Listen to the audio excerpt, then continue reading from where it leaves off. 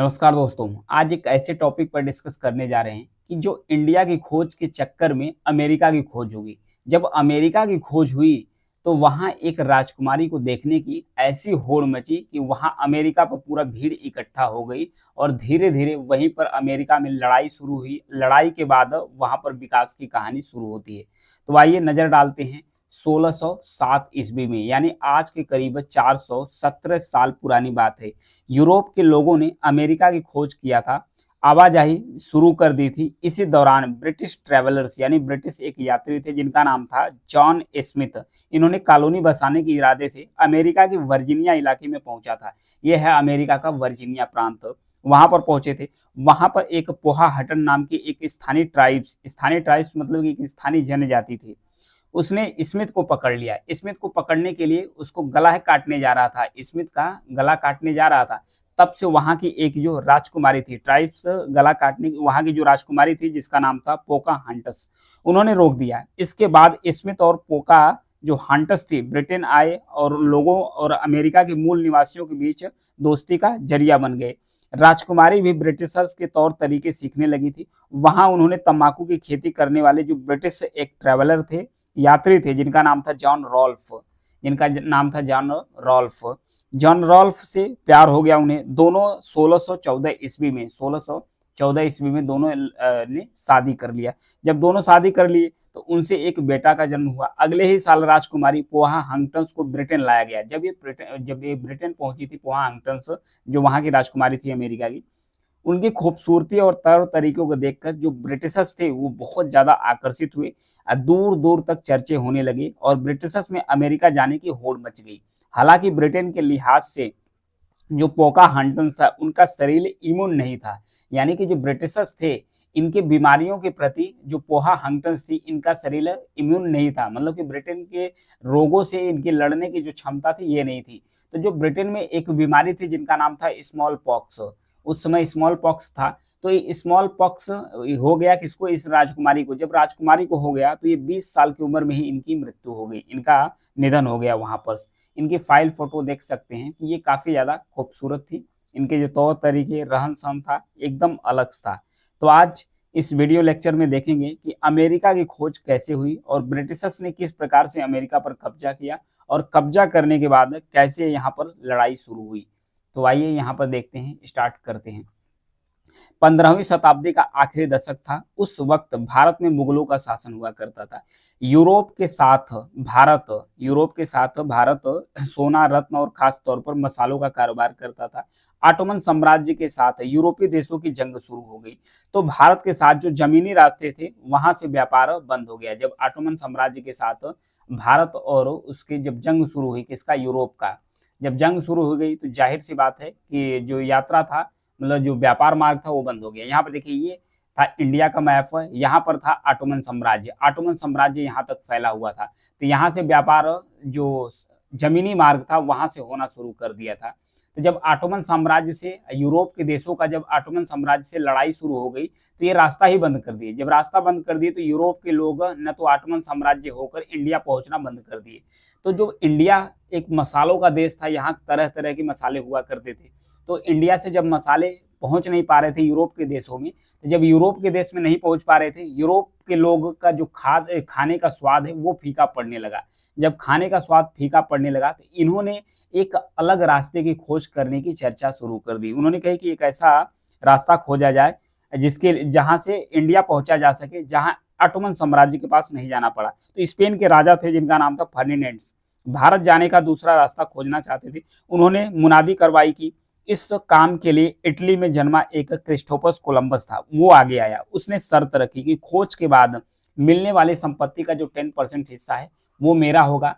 जिस जगह को मैं खोजूंगा, यानी इंडिया को मैं खोजूंगा, तो इंडिया को मुझे गवर्नर बना देना चाहिए और उसके बाद एक नोबेल प्राइज का मुझे टाइटल मिलना चाहिए। 3 शर्तें थी, लेकिन वो शर्त नहीं मानेगी। उस राजा को लग रहा था कि ये शर्तें बहुत ज्यादा थी। राजा को कोलंबस की शर्तें ज्यादा लग रही थी, इसलिए उन्हें इंटरेस्ट ही खत्म कर दिया, मानने से मना कर दिया। लेकिन क्वीन जो वहां की रानी थी इसाबेल प्रथम, वो हर हाल में इंडिया का रास्ता खोजना चाहती थी। क्वीन और कोलंबस हम उम्र भी थे, एक उम्र के थे। एक दूसरे को पसंद भी करते थे।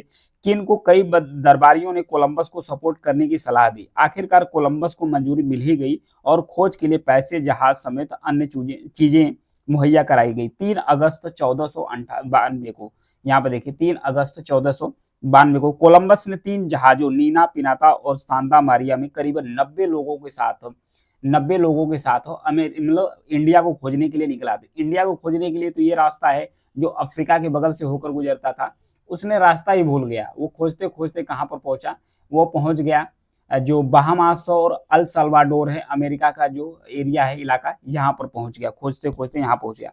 2 महीने से ज्यादा का सफर करने के बाद कोलंबस को जमीन दिखाई दी और वह उसी ओर बढ़ना शुरू कर दिया। मतलब 2 महीने पहुंचा, 2 महीने के बाद ये जो आइलैंड दिख रहा था वहां पहुंच गया। 12 अक्टूबर 1492 को कोलंबस ने बहामास और सैन सल्वाडोर आइलैंड्स पर पहुंचा। यहाँ उसे लाल मुंह वाले लोग दिखाई दे रहे थे। यहाँ पर मतलब लाल मुंह वाले लोग दिखाई दे रहे थे। इस जनजाति को कोलंबस ने रेड इंडियंस का नाम दे दिया है कि ये मैं इंडिया को खोजने चला जा रहा था, इंडिया मुझे मिल गया, यहाँ पर मुंह इनका लाल है, तो ये रेड इंडियंस बोल दिया कि यहाँ के मूल निवासी रेड इंडियंस है। फिर ऐसे ही कई अलग अलग जनजातियां उसे मिली। कोलंबस ने कई और द्वीप खोजे। वहां पर हिस्पोनिया, आज के जो सैंटो डोमिंगो है, और जाना, आज का जो क्यूबा है, पहुंचा। कोलंबस इस आइलैंड्स को भारत, चीन और जापान समझ रहा था। यहाँ के लोगों को वह इंडियन कहता था, लेकिन असल में इंडिया था ही नहीं, ये कोई और आइलैंड्स था। यहाँ रहने वाली जो जनजाति है वो कोलंबस ने कहा कि यहाँ की जो जनजातियां हैं काफी कमजोर पाया। उसे लगा कि इन्हें आसानी से काबू किया जा सकता है। इसके चलते कोलंबस कुछ सैनिक यहाँ छोड़कर स्पेन लौट गया। स्पेन के लोगों ने गर्मजोशी से उसका स्वागत भी किया। शर्त के मुताबिक उसे, कोलंबस ने जब यूरोप में गया था तो उसे शर्त के मुताबिक उसे जो आइलैंड्स का गवर्नर बना दिया गया। कोलंबस ने यूरोप से काफी अलग और बेहतर जगह खोज ली थी। ऐसे में यूरोपियों को लगा कि एक नई दुनिया बननी चाहिए। यहाँ उन्हें एक फसल मिली जो यूरोप ने पहले कभी नहीं देखी थी, जिसका नाम था मक्का। तो मक्का की जब फसल मिली तो मक्का ऐसा नहीं है कि ये प्राकृतिक वनस्पति मिली, मक्का मानवीय खोज थी। कई सारी जो घास की प्रजातियां थी उस पर रिसर्च हुआ है। रिसर्च होने के बाद मक्का की नई प्रजाति विकसित की, यानी कि वहां के जो मूल निवासी थे मक्का खोज चुके थे, तो यहीं पर मक्का मिला था, अमेरिका के अंदर ही मक्का मिला था। जो जंगलों में अपनी उगी घास और इंसानों की खोज मालूम पड़ती थी। उस वक्त ये विकसित सभ्यता थी। 2500 मील में इनका साम्राज्य बसा था। यहाँ पत्थरों से बनी बड़ी इमारतों और महल ने जो मतलब कि इमारत और बड़ी महल थे। ट्रांसपोर्टेशन का कोई साधन नहीं था। पत्थरों को ढोने का काम इंसान ही करते थे। यहाँ के लोगों को ऐसा कठिन काम करने की शक्ति एक अन्य अमेरिकी फसल आलू से मिलती थी। आलू आज यूरोप का एक प्रमुख भोजन है और ये उसी इलाके की ही देन है। यानी कि अमेरिका से ही आलू मिला, अमेरिका से ही मक्का मिला और अन्य देशों में फैलता चला गया और यूरोप का तो इस समय मुख्य भोजन बन चुका है। आलू आज यूरोप का एक प्रमुख भोजन बन चुका है। कोलंबस यहाँ कुल 4 बार आया। 1506 में उसकी मौत हो गई, लेकिन उसे ये नहीं पता चल पाया कि वाकई में जिसने जो आइलैंड्स उसने खोजा है वो इंडिया है कि नहीं है। मर गया, उसके बाद भी पता नहीं चला। कुछ समय के बाद इटालियन नेविगेटर्स अमेरिगो वेस्पूची नाम का एक नेविगेटर था, वो धरती के हिस्से का सर्वे किया। वेस्पूची ने बताया कि कोलंबस ने जिस आइलैंड्स को खोजा वो इंडिया नहीं है। 1507 ईस्वी में धरती के इस टुकड़े का नाम अमेरिगो वेस्पूची के नाम पर रखा गया। उसी के नाम पर इस आइलैंड्स का ही नाम रख दिया गया अमेरिका। तब से इसका नाम पड़ गया अमेरिका, क्योंकि उसका जो असली नाम खोजा था वो अमेरिगो वेस्पूची के द्वारा ही खोजा गया था, क्योंकि इंडिया की खोज नहीं। उन्हें कहा कि वो इंडिया खोजा तो कोलंबस आइलैंड्स को, लेकिन उसे पता ही नहीं था कि ये इंडिया है कि कुछ और है। तो इंडिया जब उसे नहीं मिल पाया तो कोई और आइलैंड्स वहां पर खोज बैठा था। फिर उसके बाद कोलंबस के खोजे आइलैंड्स पर स्पेन ने कब्जा कर लिया। 1565 तक सेंट अगस्टाइंस, आज का जो फ्लोरिडा है, और न्यू मैक्सिको पर भी स्पेन का कंट्रोल हो गया।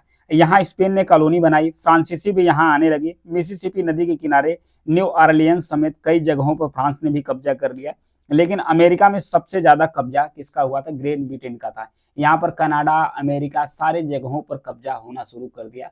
पहले स्पेन आया, फिर फ्रांस आया, फिर उसके बाद ग्रेट ब्रिटेन आया। ब्रिटेन आया तो ब्रिटेन ने सबसे ज्यादा इलाकों पर कैप्चर्स करना शुरू कर लिया। इस पूरे ही इलाके पर, पूरे उत्तरी अमेरिका महाद्वीप पर लगभग इन लोगों का कब्जा हो गया था। फिर उसके बाद 1607 ईस्वी में 17 ईस्वी में वर्जीनिया के जेम्स टाउन में करीब 100 ब्रिटिशर्स ने पहली कॉलोनी बसाई थी। ब्रिटिश एक्सप्लोरर जॉन रॉल्फ ने यहाँ तंबाकू की खेती शुरू कर दी। कुछ ही समय में कई ब्रिटिशर्स यहाँ का काम यहाँ आने का रास्ता तलाशना शुरू कर दिए। यहीं से शुरू हुआ the great migration. The great migration यहीं से शुरू हुआ। यूरोप के मैक्सिमम लोग यहाँ पर अमेरिका में आने शुरू कर दिए, क्योंकि यहाँ पर सुविधा और अन्य नई नई चीजें यहाँ पर देखने को मिलना शुरू कर दी। वर्जीनिया की समृद्धि देखकर 1620 ईस्वी में मैफ्लावर शिप के जरिए ब्रिटिशर्स का एक ग्रुप अमेरिका पहुंचा। कड़ी ठंड में 102 लोग मैसाचुसेट्स के किनारे उतरे।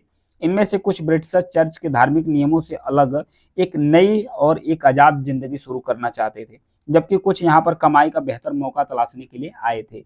कुछ एडवेंचर के लिए आए थे, मतलब कि साहसिक चीज और देखने के लिए आए थे।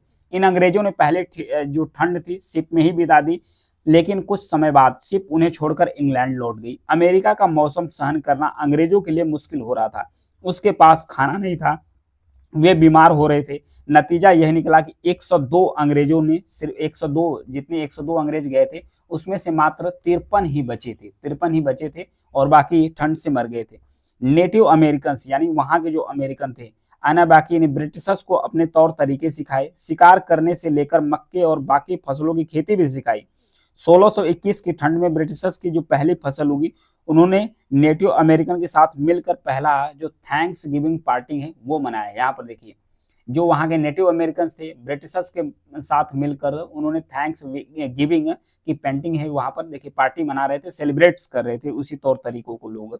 कुछ वक्त बाद ब्रिटिशर्स ने अपने रिश्तेदारों को अमेरिका बुलाना शुरू कर दिया, लेकिन ब्रिटिशर्स अपने साथ ऐसी बीमारियां लेकर आए जिसके लिए नेटिव अमेरिकन इम्यून नहीं थे।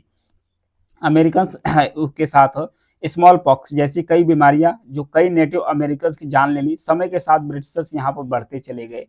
यहाँ पर जैसे बढ़ते चले गए, नेटिव अमेरिकन यानी वहाँ के जो मूल निवासी है वो माइनॉरिटीज में तब्दील हो गई, यानी कि जो अल्पसंख्यक है वो उसमें बन गए। The great Britain, France, Portugal, Spain समेत दुनिया के कई इलाकों से आम लोग अमेरिका आने लगे।